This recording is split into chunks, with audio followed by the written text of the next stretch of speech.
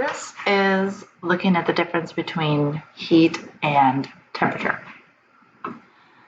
Temperature describes how hot or cold an object is, which is determined by how fast the average kinetic energy of the individual particles that are in motion. So remember, the kinetic energy is moving energy, so how fast those particles are moving. The warmer the temperature is, means that the particles are moving fast and have more energy.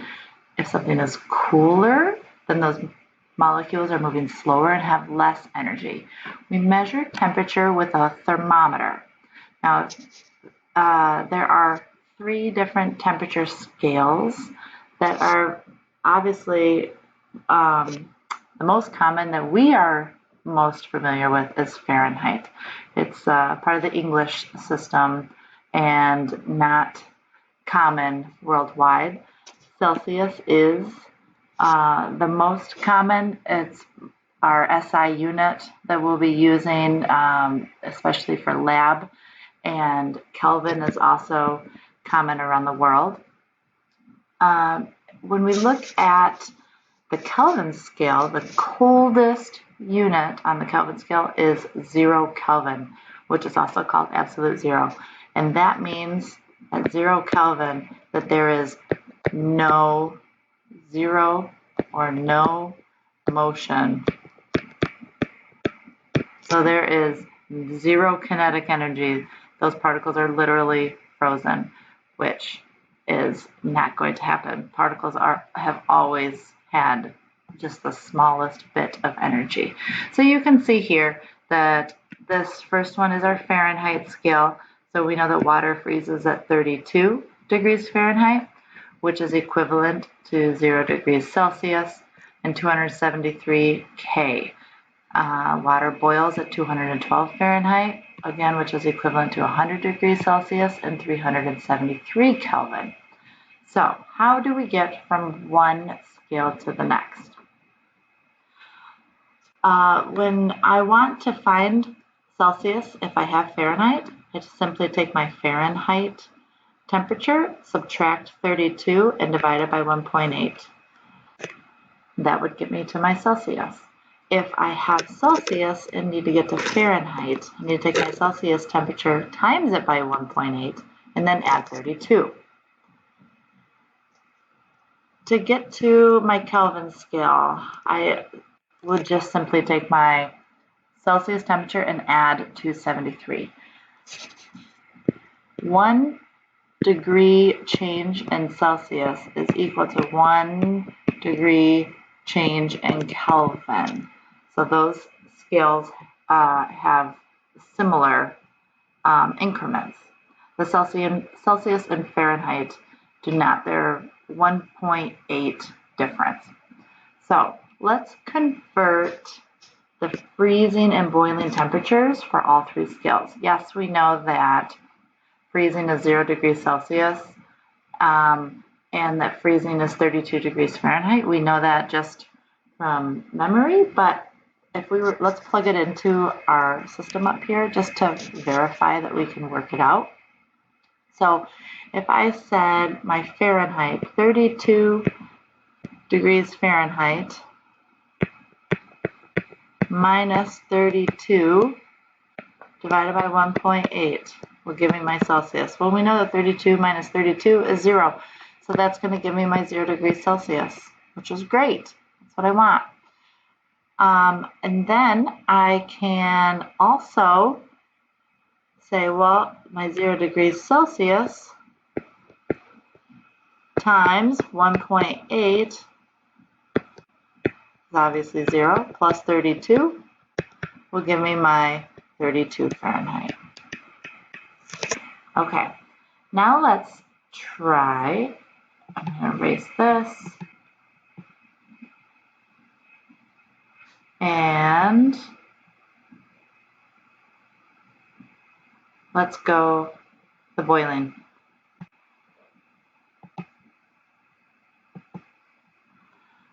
Let's say that my boiling is 212 degrees Fahrenheit. minus 32 divided by 1.8. So 212 minus 32 is 180, and 180 divided by 1.8 would give me 100 degrees Celsius.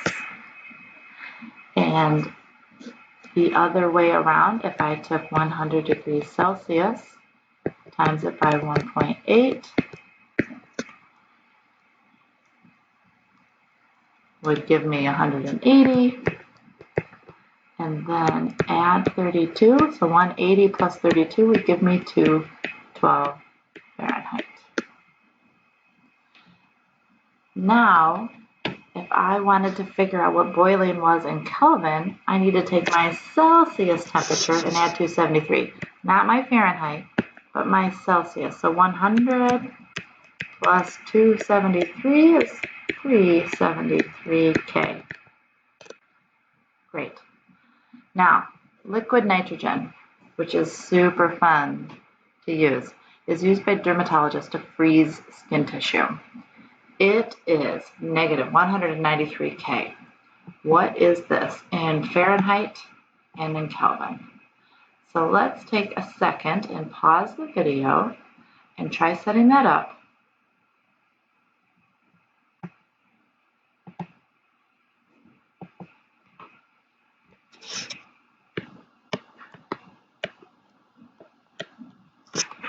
First thing that I'm going to do, since I'm given Celsius, is I'm going to go right to Kelvin, because we know that we would take our Celsius temperature, 196 degrees Celsius, plus 273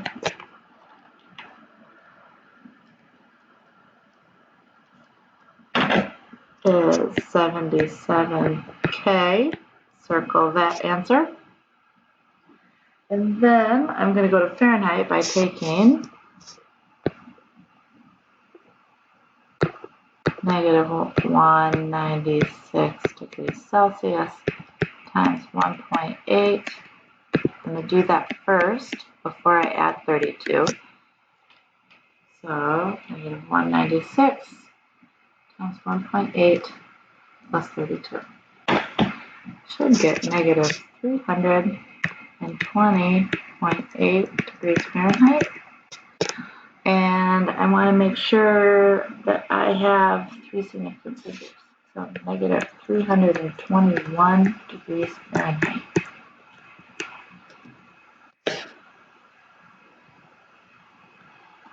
Try this one. Body temperature. If you were to stick a thermometer in your mouth, 98.6 degrees Fahrenheit. What is that body temperature in Celsius, and what is it in Kelvin? So again, refer back to my Fahrenheit. Oops.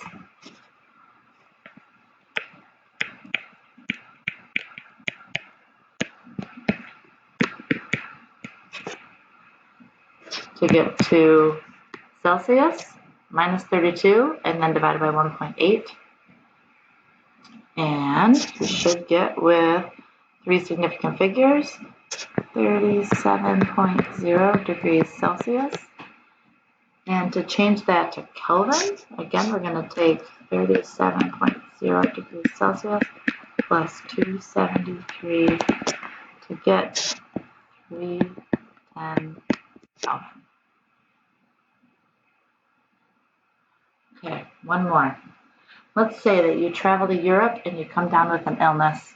You only have a thermometer with Celsius measurements, and you are 40 degrees Celsius. You want to convert this measurement to Fahrenheit because you're most comfortable with Fahrenheit.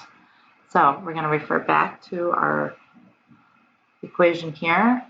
Celsius times 1.8 plus 32 times 1.8 plus 32.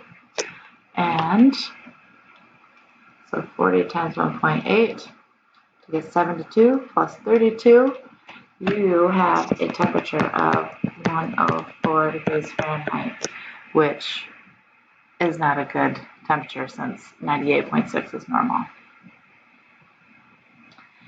Now, temperature is that immediate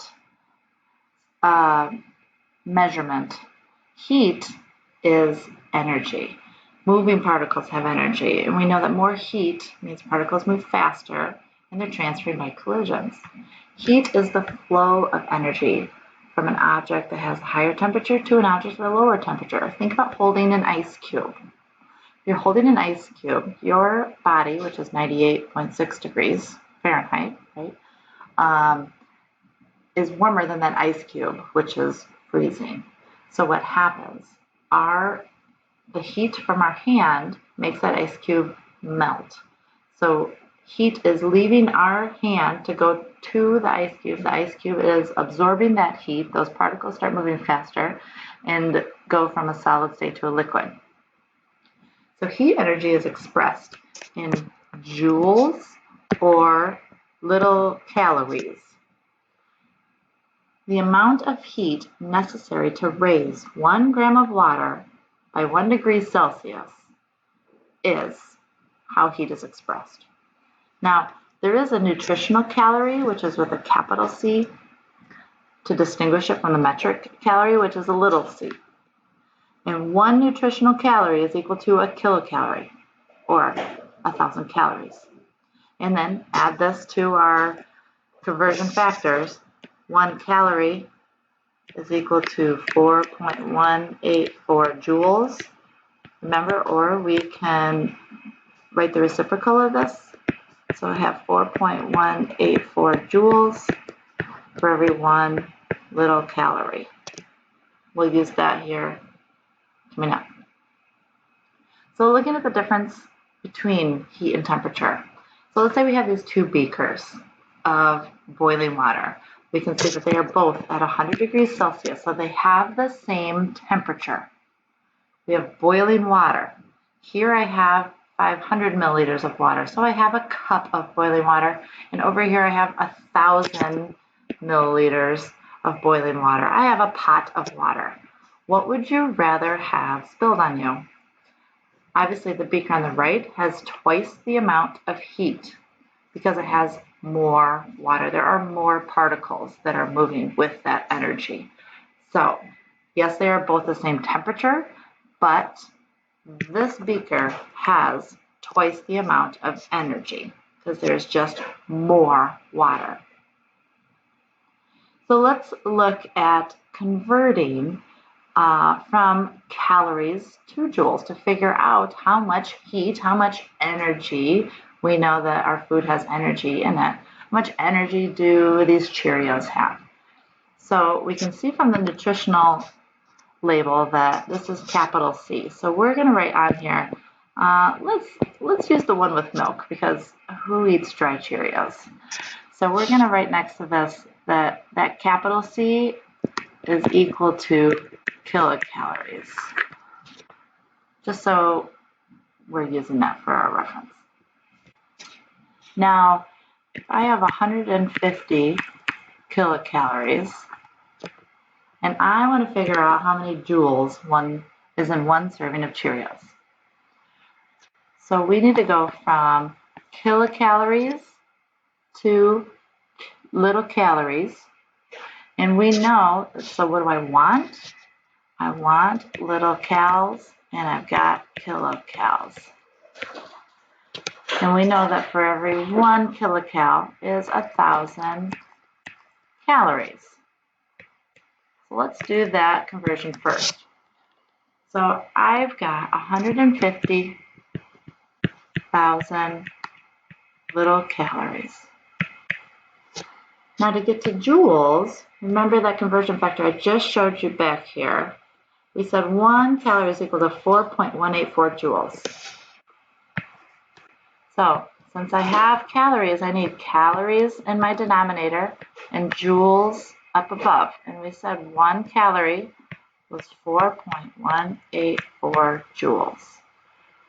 Again, make sure that our calories and calories are diagonal from one another to cancel out. That's the conversion factor that we need. So we're going to take my 150,000 times 4.184 to get 627,600 joules. And let's see, is this our final answer? We started with 150 as our calorie serving. So we're going to call that two significant figures. So we're going to say 1, 2. That 7 is going to make that a 3. So 630,000 joules of heat in that one serving of Cheerios.